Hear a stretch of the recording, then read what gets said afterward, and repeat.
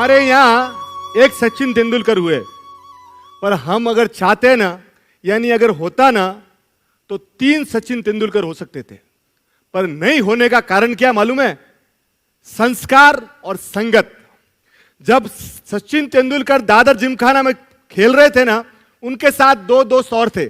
एक का नाम था अनिल गुरव और दूसरे का नाम था विनोद कांबली।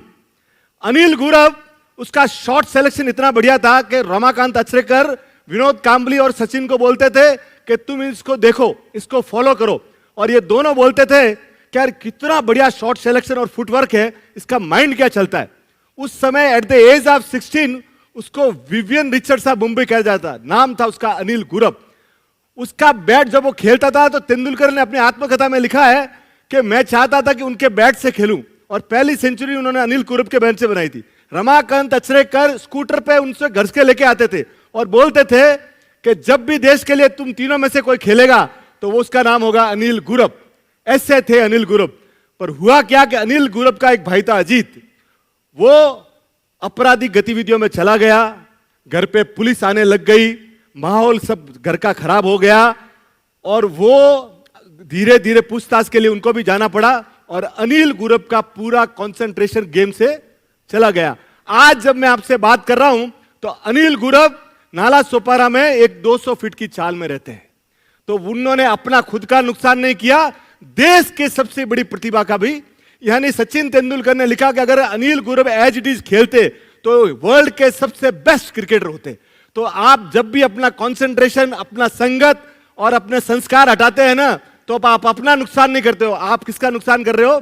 देश का नुकसान कर रहे हो। दूसरा, विनोद कांबली। आप सोचिए, Vinod Kambli as it is Sachin Tendulkar जितने टैलेंटेड, एज इट इज दोनों का टेस्ट मैच करियर चालू होता है।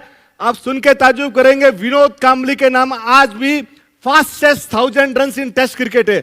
14 पारियों में पहली बार है, आज दिन तक है हाईएस्ट टेस्ट रन उसके।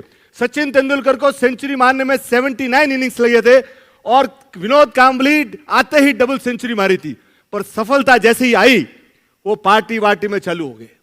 और ये आदमी, सर आप सोचिए, जो आदमी हेवेंस में हो सकता था, आप ये सिर्फ ये आपको बताता है कि सफलता, आपकी टैलेंट आपका एक दरवाजा खोल सकती है, पर अगर आपके पास संस्कार नहीं है, आपके पास अगर संगत नहीं है, तो जीवन में दूसरी सफलता आपको नहीं मिल सकती। तो जीवन में साहब संगत और संस्कार का ध्यान रखिए।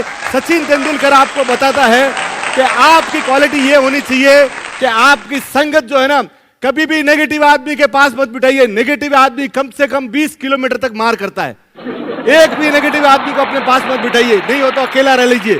आपकी टैलेंट आपकी तभी अच्छी है जब आपका वर्क एथिक, आपके संस्कार और आपका संगत बहुत बढ़िया होना चाहिए।